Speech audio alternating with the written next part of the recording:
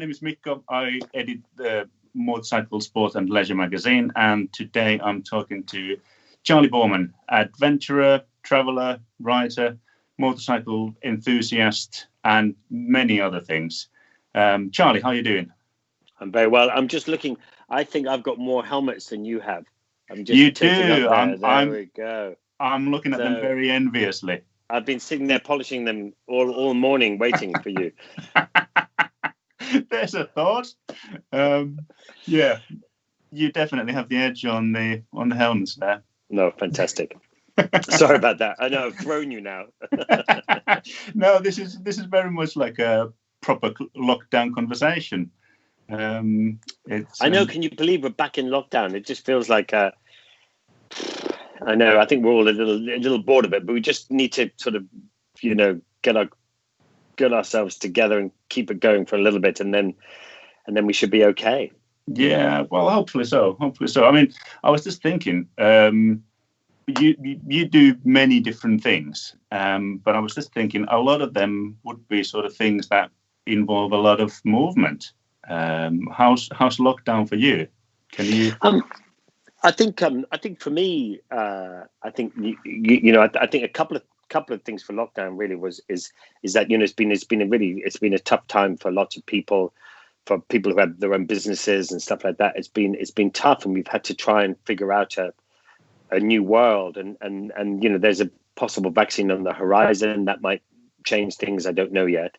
But I think for us, we got a little lucky. We finished doing Long Way Up, which is a third of a trilogy of shows that we did. We did Long Way Around first, from London to New York, and then Long Way Down from Scotland to Cape Town, and then this one finally from the bottom of Argentina all the way through South America and Central and up to Los Angeles, and we rolled in around the 18th of December last year.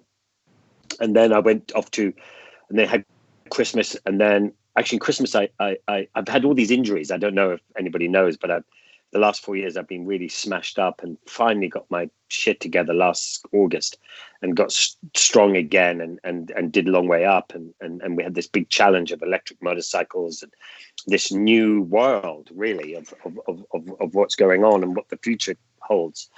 And it's pretty sparky future, but it's but then at Christmas, I came back here at Christmas. I got really drunk in the pub, and on the way home, fell off my stand-up electric scooter and managed to break all of my ribs on my left side again and puncture my lung.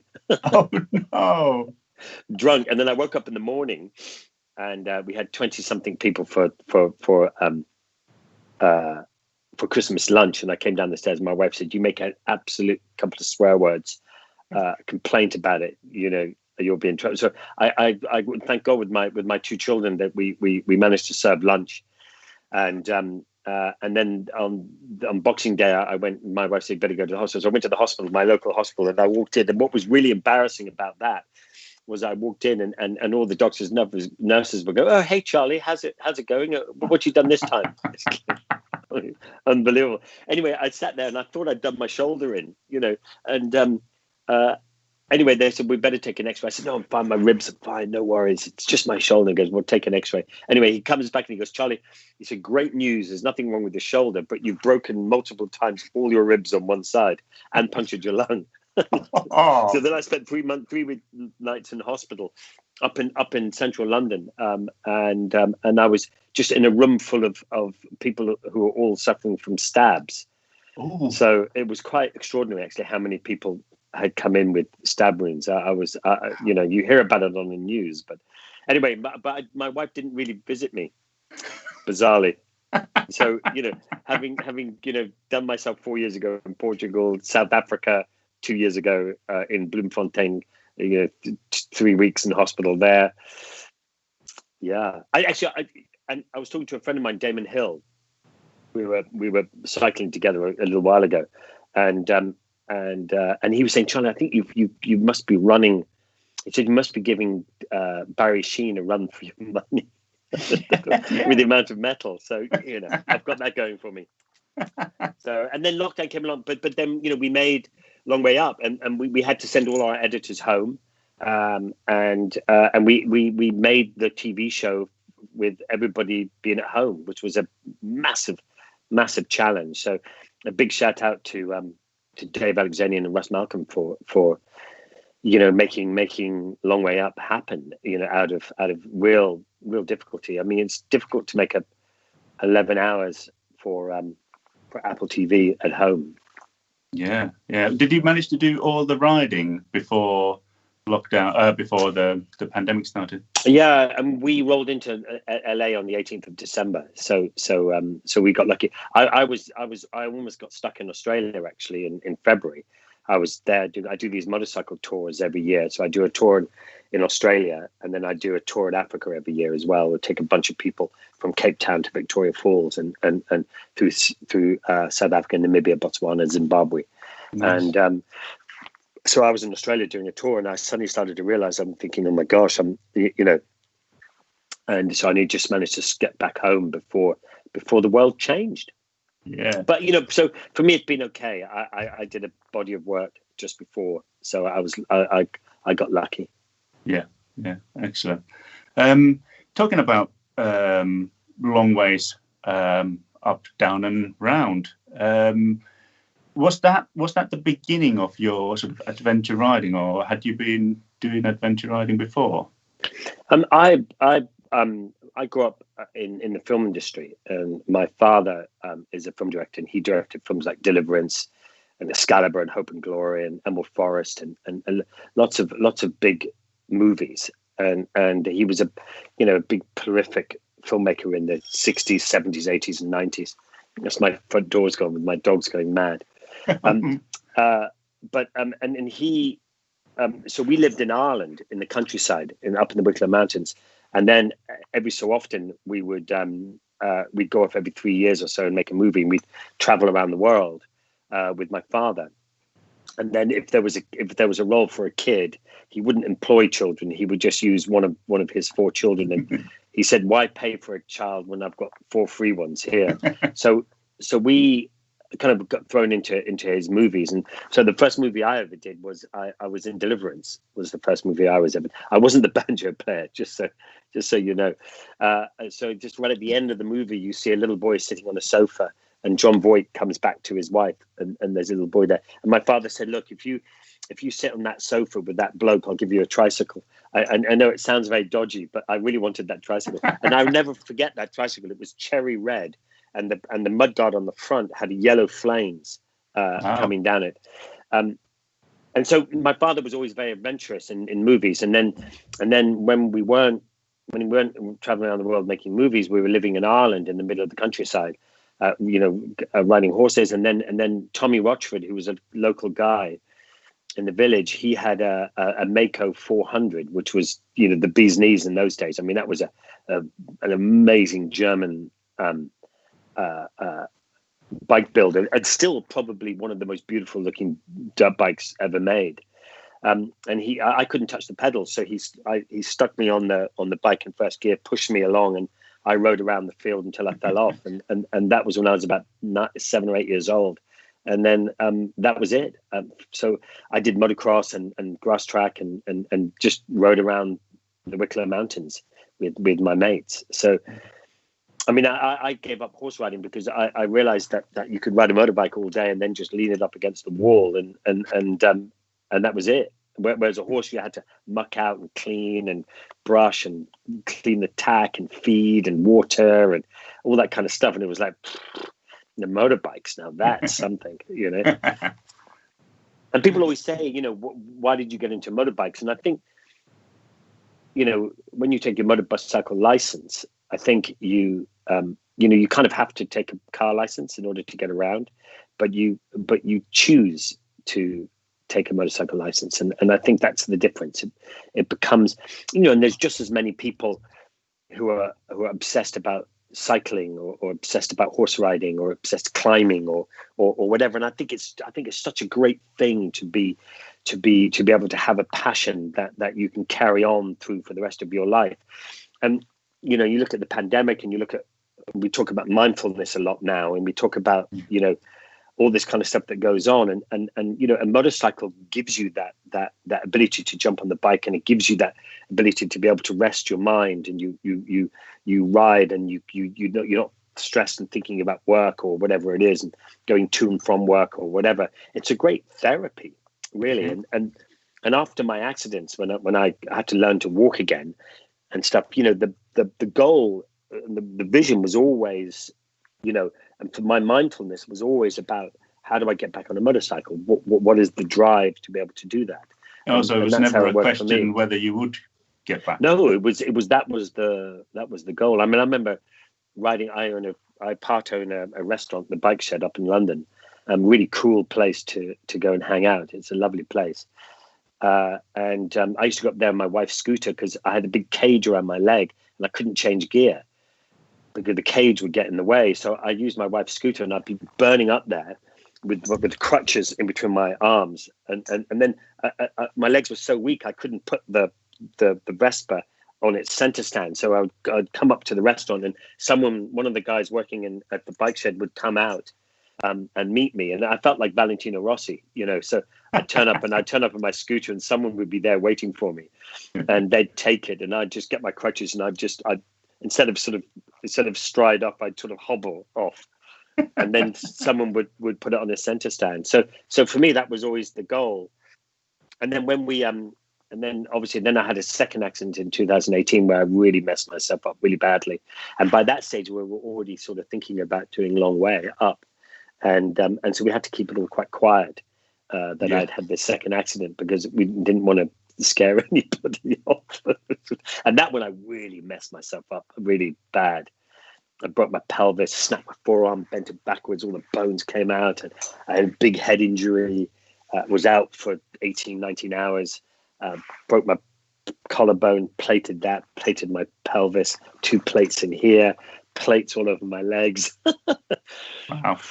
Anyway, but then, and that kind of brought Ewan and I back together a little bit, really, because we'd both been living on the either side of the pond. He was in LA, I was here. He would come over here to make a movie. I was always off doing By Any Means or Extreme Frontiers or the Dakar Rally or whatever it was. And so we kind of just sort of drifted along. And then when I was back in a wheelchair for the second time, Ewan came round to see me. And he was making a movie here, and he ended up staying in my house for about a month with Mary, and it was then that we started we'd always spoken about doing a third one, and it was then that we started talking about doing Long Way Up, and then someone and then Russ said, we were thinking about how we're going to do it differently. Lots of people have done bits and pieces with electric, but never kind of like that. So we all thought, that's a good idea, and then off we went with electric, having no idea that it would be quite as challenging as it turned out to be.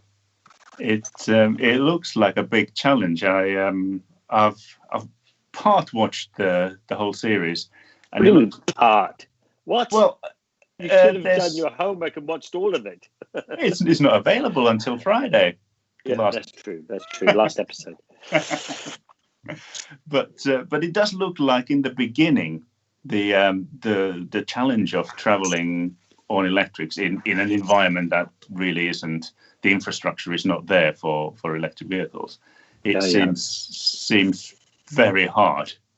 Well, that was the challenge, I suppose. We all thought, be fine, And then that's and it was brilliant. I mean, we got Harley Davidson with their Livewire, which is an incredible bike. I mean, pretty amazing. I mean, if you're living in just outside London, the Surrey Hills or urban or you're doing your commute, you can get 140 miles out of a single charge, and have the most fabulous time riding it. But when we first got them, they weren't on sale yet. We'd asked them to modify them, and they incredibly Harley rose to the challenge, and they not only smashed it out of the park, but they made this amazing electric adventure bike.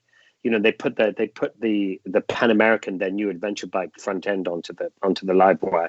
They changed the whole subframe so that you get a different seat. You could have panniers. They raised the hand. I mean, they really did a lot of work. And then they tested it, to an nth of a degree to make sure that all the geometry and everything was okay, so that the headstock wouldn't fall off while Ewan and I were running, which, I thank them with the bottom of my heart. But all of them, the whole team of people who worked on it, did it in their own time. So they did it. They put their day in, and then they'd go and work on it. So I have a tremendous respect for all the guys at Harley Davidson. But we turned up down at the bottom of Argentina, and in the worst winter for 30 years, and we had to delay it for 4 or 5 days because of blizzards and snowstorms and freezing cold and ice on the roads, and then we realized we actually had never actually really charged them, or we'd only ridden them for about an hour in total. And so it was a big learning curve. And then we had these problems with the cabling and charging and all this kind of stuff. And then, of course, there's absolutely no fast chargers whatsoever in South America, Central America, or Mexico, really. And so we had to rely on people and plugging into people's lives. And so what you do is, you plug in, in the evening you would plug in, you send a restaurant, hotel, or Airbnb, or a youth hostel or something like that, and you'd have to ask people to plug your bike in. And and at first it was quite a tough call, because you were sort of thinking, well, will they, won't they, and all this kind of stuff, and how long does it actually take to charge, and we didn't really know anything. And but I think it turned out, because what you were doing is asking to plug into people's businesses, restaurants, houses, into their thing, and take their electricity. And we were very mindful about, making sure that because electricity is expensive, to make sure that we paid our way. Yeah. But what we didn't realize was how not a single person the whole trip ever said no. And sometimes we go to like a restaurant, we say, okay, because we'd have to charge a bit in the day. So we go to a restaurant, think, well, we'll have some nice food, check it out, meet some people and stuff like that. And the amount of restaurants and places and hotels and places that we plunged into darkness as we plugged these bikes in, So we had to learn how to be electricians as well as motorcycle riders. But what was amazing was that, everybody said yes. And then what was great was that we were plugging the bikes into people's businesses and homes and stuff like that. But we were, not only were we doing that, but we were plugging into people's lives and having time to be able to speak to people. And so that gave it a really different edge to the whole journey. Yeah. Has because the first trip was a while away. How have, apart from electrics, how have your journeys changed over the years? Well, it's been 12 or 13 years since we did Long Way Down, and so a lot has happened that since then. Children have grown up. I've done a lot of other TV shows. Extreme Frontiers and By Any Means and Race to Dakar and all those. Actually, all of them are on Amazon Prime, at Amazon TV. So if you want to check them out, they're all there. But yeah, so lots of stuff has happened, and so you hopefully. Sorry, my phone was saying that I'm running out of charge. Fantastic. But.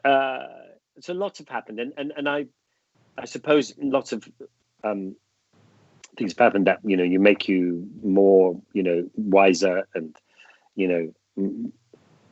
supposed to. I'm not sure if it's actually happened really. I think you and I were still making the same mistakes and still blundering into things, and we really thought we'd get on top of it this time and learn the language properly and really remember where we were all the time, and we failed on all of those things. We'd sit there going, yeah, well, wasn't it in the next town, and we were just, where was, and who was, and where are we going? And it was great. It was great fun, and it was great fun to. What was lovely was to be back on the road with Ewan after such a long time, and I don't think either of us realized how much we'd missed it until we were doing it again properly, and it was lovely, really. It had such a good time, and this experience with these bikes was, was really tough at first, and people talk about range anxiety and all this kind of stuff, and for sure it's a thing. I mean, we're really with electric, going from petrol driven or combustion to electric, we're really in the position now where we were when we were going from horse and cart to petrol. So, you'd have a petrol car outside your house and you'd want to go to, 30 miles down the road, and you'd have some fuel to put in your car, but you get there, you go there and you think, well, are they going to have any petrol when I get there? Because you could only buy petrol in a pharmacy back in the day. And so you think, oh, well, I might be able to get there, but will I be able to get back? And, will I have enough fuel to get there? And there was no infrastructure. And so people had range anxiety, and people thought the combustion engine was the devil, and that, it would never catch on ever, and now we have infrastructure everywhere, and it's no problem. And I think with electric, we're sort of going that way now. So we're right in that bit where you and I, so hopefully we've done all the range anxiety for you guys, so that when you get the bike, it's like, it'd be fine. I think it'll be a bit easier back home than where. Oh where my you gosh! arrived. Now, I mean, you'll see in the episode 10 on the last episode of the show, there's a bit where we go along and we get into the States, and everything changes because there's this fast charging network. I mean, it was when we never used one before. We sort of used one when we were test driving them in Los Angeles, but we didn't really know we weren't really paying much attention. And this time we plugged in for the first time, and we were thinking, it's going to be a couple of hours, we'll get a few percent, and then we'll carry on. And anyway, we plugged in, and then before you knew it, there was 8% had gone into the battery. And it was a bit like, if you can imagine someone coming along and they come across a moving staircase for the first time ever, and you stand there and you're looking at this staircase and you're thinking, oh my God, how does that happen? And we were sitting there with the fast charger going, oh my God, how does that happen? And so suddenly we were going from struggling to do 150 miles a day to doing 230 miles in a day easily. Yeah. So there you go. Very good. Shall we have some questions from people online. Should we do some of these? Sure. We have Maggie Day on Twitter, who said, "Hi, Charlie. First of all, your new adventure is absolutely fantastic. Could I ask, did you have to prepare for it as intensely as you did for a long way round? And how much more difficult did your injuries make the trip?" I think one of the good things was that from the experience of knowing what to come. So that made it a bit easier. So the prep and that side of the preparation, we knew that you didn't have to take a full toolkit each. You could share the load, and all those kind of things. Still, packing was still useless. I still can't remember. I keep meaning to, at the end of each trip, to take a photograph of what I took with me so that I could just take the same again, but I just always forget. And I think for sure the injuries played a big part. There was a big worry whether or not I'd be, fit enough to be able to do it. And because the last, in 2018, the last injury, that was pretty brutal. And it didn't make a difference. I mean, I always try not to really think about it really, or let it bother me. And at the end of the day, you're just sitting on a motorbike most of the time, so it's not that difficult. So I think it was, it was a little bit different. I think I worried a lot more people when I went on this one, because if I did fall off because of the amount of metal that's inside me, anyway, whatever. Moving on. Yeah. We have Paul Beatty on Facebook, who's asking, why did you stop at Los Angeles and not go all the way up to Dead Horse in Prudhoe Bay, Alaska? Well, yes. I mean, it's a good question. I think on long way round, we went through Alaska, Canada, and America. So we sort of did that. I think a lot of it comes down to time, and we all set a period of time out and say, right, we're going to do it in this one. I think on this week's episode 10, we come across a guy who's traveling down, and he'd heard that we were coming up, and he was hoping to pass us, and we did pass, and he turned around and we had a quick chat with him. Anyway, but what he said, and it didn't come on the show, but he said he'd taken a year and a half off to go down to bottom of Argentina, and I'm thinking, well, that's quite a long time. And he goes, yeah, but he said the problem is I'm rushing at the moment because I'm only in Central America, or only just in Central America, and I've already taken 9 months. So he said I've completely blown my time frame out. So he was kind of rushing to try and get into Central America so that he could have enough time to get there. But he said he'd already kind of sort of run out of time, So I think that no matter what, no matter how much time you have, it's never really enough, And so if you've got 5 days or 5 weeks or 5 months, then you play to that, and that's all you can do. I mean, I have a friend of mine who's interesting. He's doing it, and this is quite common, is that he just doesn't have the time to take all that time off and ride through Central and South America. So he's been doing it in stages. And so what he does is he flies out, collects his motorbike from a motorcycle shop, and you can find there's lots of them around who will keep your bike for you. And then he carries on and does another month or another month and a half or whatever he can get away with. And then he drops it off and leaves it in another motorcycle shop somewhere. And then he flies home, works, and comes back. So, there's never a perfect time. There's some people say to me, "Oh, Charlie, it's not a proper adventure unless you're doing it by yourself or you're doing it in this way and that way or whatever." But it's, there is no right or wrong way to do an adventure.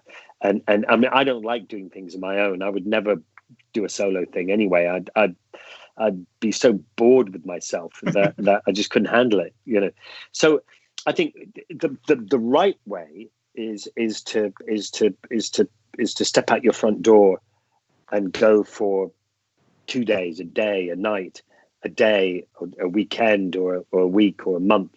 That's the right way. And the minute you step out the door, that's your adventure. So, and lockdown is the perfect time now to plan your adventure for 2021 or 2022 and sit there and say, this is what I'm going to do. I'm going to get out there and do it. And you don't have to go to Africa or South America. I mean, just doing a lap of the Highlands of Scotland is fantastic, or the Lake District, or Wales, or the Cornwall, or just pop over the other side to France and do that Normandy coast, down to Le Havre. And it's never easier. Just jump on the train and poof, there you are. Yeah, perfect. Do you have what would be your top 3 tips for anyone spending the lockdown planning their next adventure or their first adventure? Well, I think any adventure is a good one. I think the most important thing is it's a little bit harder now, but it's just sort of set a date and then use that as the unmovable point. So that, because otherwise it's easy just to sort of, let's push it another month, or, okay, then we'll do it next year or whatever. There's always something will get in the way, but you mustn't let it. And then decide where you want to go, and then just look at what you want to do along the way and say, I want to go here and here and here, and I want to see that, and I'd love to see that.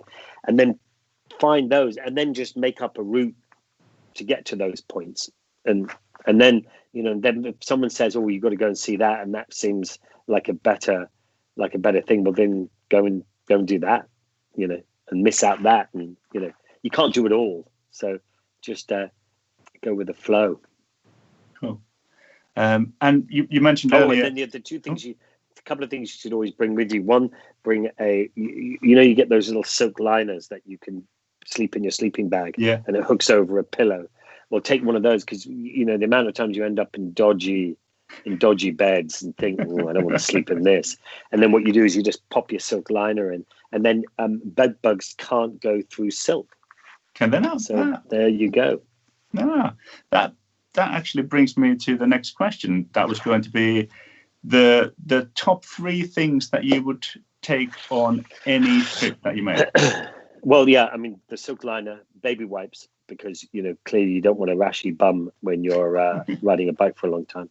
And then, one of the things I found, and I've always found really important is my iPhone and the way now with WhatsApp and all these things, and how you can communicate with everybody and people around you, and how you can hook up with people, through Instagram and through all these things when you're around, and saying to people, look, here I am, who's out there. And so, and for me, having children and a wife at home and being away for long periods of time during the week, during the year, I find that really important, so that you can share your experiences with my wife and children, and you can and so that it's a bit like, because if I went away for 3 months and hadn't really spoken to my wife or children or friends or shared it, by the time you get home, people say to you, so how was it? And you go, well, it was good. How do you explain 3 or 4 months of experience? And that's why taking photos and taking video and doing your Instagram or Twitter, if you want to, whatever it is, but keeping a visual image, a visual memory of what you're doing is really important. So I would say documenting it all as well is great. And you don't have to make a documentary about it. You don't have to obsess about doing Instagrams and Twitter and stuff like that and making it the perfect shot. Just record what's happened to you and take lots of photos, because they spark memory, years down the road. Yeah. I mean, I look at, there was one of the episodes on this latest trip. I was talking to someone and I have absolutely no recollection of meeting them. And thank God. And then eventually it kind of clicked back. I went, yes, I remember, So anyway, I suppose there's a lot that happens in fairly short time as well. When you're and you can't remember it all, and I think so. Yeah, documenting a bit is a good idea. Yeah. Cool. And what's next then after this trip? Do you still have another long trip? I think it's always what I've noticed with these big trips is that they have their own life, and they have a beginning, a middle, and an end. And when you're traveling with someone, it becomes a bit like a little intense marriage, and I think when you sort of get towards the end of one of your trips, you know in your mind it's almost over, and you're excited about going home and excited about seeing your family and friends, and and staying in one place for more than 1 or 2 nights, and all those kind of things. But a big part of you doesn't really want to stop. You just want to carry on. And I think what you find yourself doing is you find yourself talking about another trip. You're saying so that when you can say, oh well, that's fine, we can stop this one because we've got this one coming up. So you and I for sure have spoken about doing more.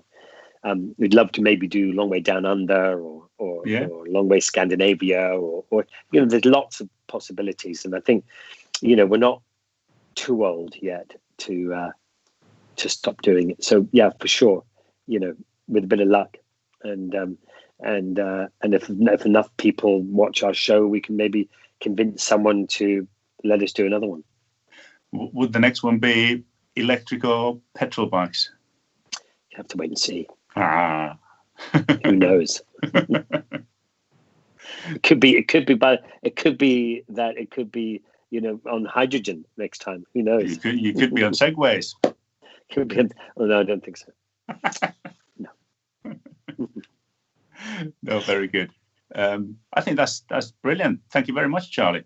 Oh well, listen, it's great fun, and I hope lots of people will have a look and look around the bike show and virtually and inspire to plan and to execute. It's there's nothing better in the world than sitting on the back of a motorcycle and being out there. Absolutely. Yeah. All right, guys. Well, listen, take care. I'll see you down the road, and good luck to everybody. Thanks, Charlie.